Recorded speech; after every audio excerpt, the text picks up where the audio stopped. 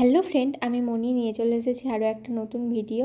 এইখানটা দেখে নিশ্চয়ই বুঝতেই পারছি যে এটা কখনের ভিডিও। হ্যাঁ, এটা বিয়ের দিন রাত্রিবেলা যখন ছোটদাকে বর সাজানো হচ্ছিল। একদিকে ছোটদা রেডি হচ্ছিল আর অন্যদিকে আমরা রেডি হচ্ছিলাম, কারণ বৌদিদের বাড়ি অনেকটা দূরে, আমাদেরকে তাড়াতাড়ি বেরোতে হবে, নইলে টাইম মতো পৌঁছাতেই পারবো না। আর আজকের যে শাড়িটা আমি পরেছিলাম ওইটা হচ্ছে আমার মায়ের বিয়ের শাড়ি। হ্যাঁ, আমার অনেক দিন ধরেই সাজছিল যে মায়ের বিয়ের শাড়িটা পরবো, এইটাই সুযোগ ছিল তাই পরে নিয়েছিলাম শাড়িটা। সত্যি কথা বলতে ছোটদার বিয়ের দিন আমি সব থেকে খুশি ছিলাম। এতটা খুশি আমি আরও 3বার হয়েছিলাম যখন আমার আর 3 দাদার বিয়ে হয়েছিল। আমার দাদারা যে আমার কাছে কি, আমি সেটা মুখে বলে হয়তো বোঝাতে পারবো না তোমাদের। আমার ছোটদা তো সাজগোজ একদম পছন্দ করে না, ওকে আমি জোর করে বলেছিলাম যে না, তোমাকে সাজতেই হবে আর আমি তোমাকে সাজিয়ে দেব।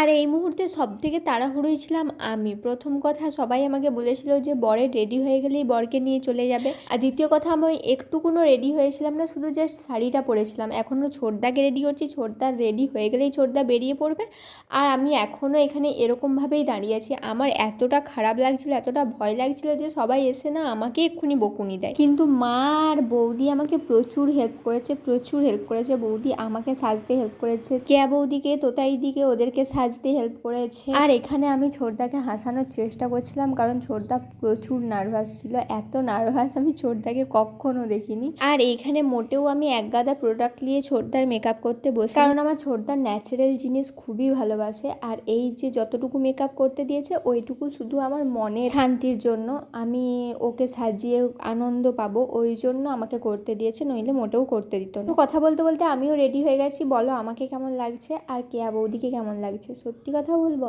আমার বৌদিকে তো পুরো লক্ষ্মী ঠাকুরের মতো লাগছে। আমি এখানে বৌদিকে বলছিলাম যে সত্যি তোমাকে খুব সুন্দর লাগছে দেখতে। আর আমার মায়ের বিয়ের শাড়িটা কেমন বলো, সুন্দর না? হ্যাঁ, আমারও তো খুব ভালো লাগে মায়ের বিয়ের শাড়িটা। মায়ের বিয়ের শাড়িটা পরেছিলাম বলে আমার দিদারও খুব ভালো লেগেছিল। আর সত্যি কথা বলতে আমি নিজেও অনেকবার সেজেছি, আমার এই লুকটা সব থেকে বেশি আমার ভালো লেগেছে। তারপর এখানে এসে আমি একটু রূপসার সঙ্গে ভিডিও করে নিচ্ছিলাম। ভিডিও করা হয়ে যেতে আমি ভেতরে যেয়ে দেখছিলাম যে কি করছে সবাই। এই যে দেখো, এখানে বড় বৌদি বসে আছে। বৌদি আজকে যায়নি, বৌদি আসলে এতটা জার্নি করে যেতে পারবে না, তাই যায়নি। আর এখানে আমি চারিদিকে ছোটদাকে খুঁজছিলাম, কারণ এতক্ষণ ধরে তাড়া দিয়ে দিয়ে তাড়াতাড়ি বের করে এখন বর বেড়ানো নামই নিচ্ছিল না, ওই জন্য তো আমি ডাকতে এসেছিলাম। তো ভিডিওটা কেমন লাগলো সবাই কমেন্টে জানিও। আসছে আরও একটা নতুন ভিডিও নিয়ে, ততক্ষণ সবাই ভালো থেকো, সুস্থ থেকো, টাটা গাইস, রাধে রাধে।